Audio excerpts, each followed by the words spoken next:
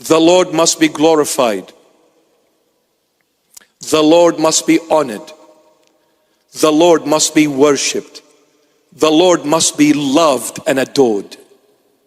He is worthy of every worship and every honor and every praise and every glory. Everything is Him. Everything. Everything is Him. When you, my beloved son, as a husband and as a father, now please, I beg of you men, I beg of you men, those who are here and those who are watching and listening, let me tell you this little secret if you are not aware of it. This is the way God operates. Please, you cannot change what God has implemented, what God has created, what God has already put in place. Let me tell you one thing. God, and this is with all love and respect, there is no discrimination here. This is the Lord's word, please. You can't say to God, why you can't do this. We need to be very careful. But let me tell you this secret. God will work through the man, not the woman.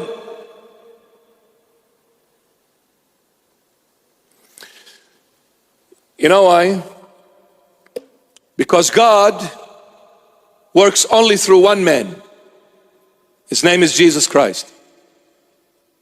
God recognizes only one man, Jesus Christ of Nazareth. God is pleased with only one man, Jesus Christ of Nazareth. God blesses everything and everyone through Jesus Christ of Nazareth. Nothing outside of Jesus Christ. If any Christian leader, no matter how big or small they are, they come and tell you there is a lot of ways to God, one of the ways is Jesus Christ, that leader is a son of a snake. His father is Satan. He is a liar like his dad, like his father Satan. There is only one way to God, and that is Jesus Christ of Nazareth. There is no other way but Jesus Christ. No other way. God blessed the church, which resembles the woman, through the man, Jesus Christ. So the husband, the man, resembles the Lord, and the woman, the wife, resembles the church. How is the church blessed? Through the man. Who is the head of this body? The man, Christ. So when you, my son, as the man, as the husband, as the father, when you come and put your head before the feet of the Lord Jesus, rest assured your entire family is blessed. Rest assured. When you take your family to church with you, not saying to your wife, you go on my behalf. That's a weak approach. Yes, the Lord will talk to the woman as well, but it won't be as strong as the man. Because the man resembles the Lord, and God only speaks through this man called Jesus Christ of Nazareth. So when you come, my son, and bow before the Lord Jesus, your wife, your children are 100% blessed, because when you are in His presence, in His holy presence, your entire family is in His holy presence.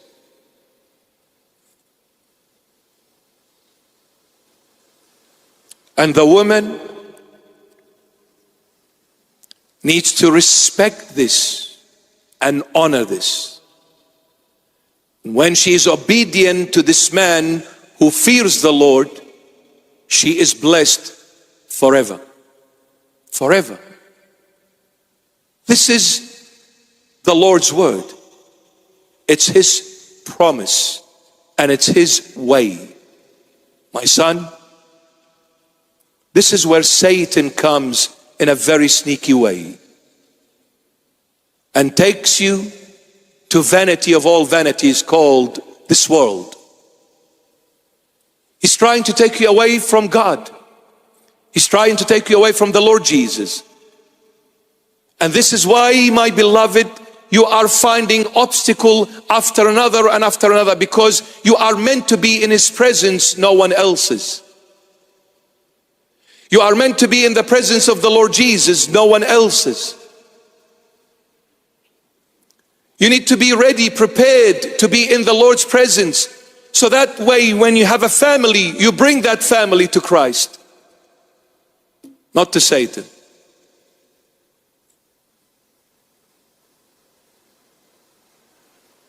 When the man walks away from the family, let me see what happens to that family. No matter how smart the woman is, she struggles, and struggles badly.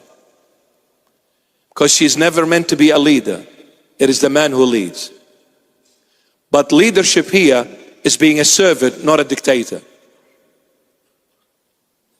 And by the way, the head means foundation, not the roof. So the man is the foundation. Where is the foundation? Beneath the building, not on top, to say, it's my word as a man, none of your business, get out of my way. No, you are the man, meaning you are the foundation. This is the head. The foundation carries the entire weight of the building. It is your responsibility to carry the entire family. The woman is not the head for her to carry. And when she tries to be the man or takes the role of a man, she can never succeed. Because it is not God's way. That's why.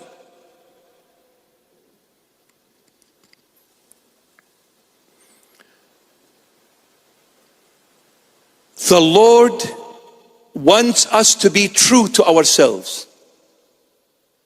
The Lord wants us to come as we are and give Him everything. Give Him everything. Don't be a hypocrite. Don't act, don't fake, don't pretend, don't assume. Say, Lord, I've done this and it's my fault, period. Be a man.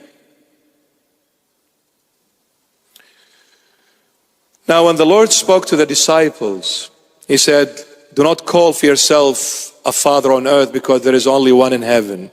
Some people who claim to be Christians misunderstood this verse and said, you see, you shouldn't be calling anyone else father. There is only one in heaven. This is the Lord's word. So why are you calling the priest father?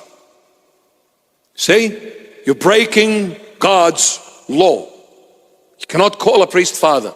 Because look, the Lord says it. Do not call for yourself father on earth. There is only one who art in heaven. Well, there are certain things in the Holy Bible are not meant to be for everyone. They are meant to be for specific certain people only. The Lord was addressing the 12 apostles who are the head of the church. They are the popes. They are the leaders in the church of Christ. The 12 apostles are the head of the church on earth. Imagine if the Lord meant, do not call for yourself like for everyone. Do not call for yourself a father on earth, because there is only one father in heaven.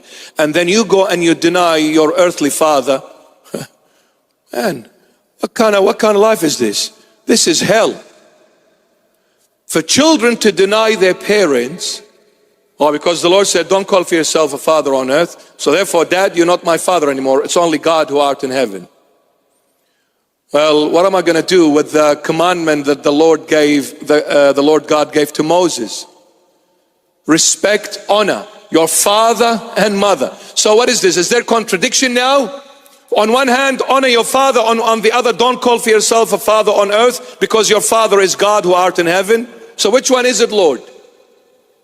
No, my beloved. You see, this is not for everyone. It is for the 12 disciples who are the leaders of the church, the head of the church. He's saying to them, do not call for yourself a father on earth, because your father is in heaven. You see, after Christ on earth, as far as the church is concerned, is the patriarch or the pope. Same thing. Pope, patriarch, same thing. Pope, Papa. Patriarch, Padre. It's father. It's father. So, after Christ on earth, it is the church leader.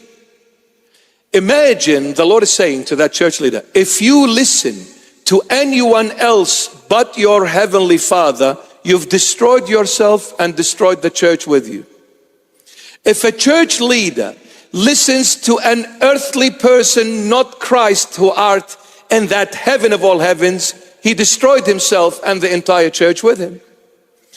The church leader is supposed to receive his directives from the Lord Jesus himself. There should not be anyone between the Lord and that church leader. That's why the church leader cannot have an earthly father. He needs that heavenly father. Otherwise, as the leader, he will ruin the entire church. And if he listens to another teacher outside of Christ, he's ruined himself and the church with him. So this is not for everyone. Do not call for yourself a father on earth or a teacher or a rabbi. This is for the church leaders only. So you can relax and respect your father and say, Dad, g'day, how you going? I love you, Dad.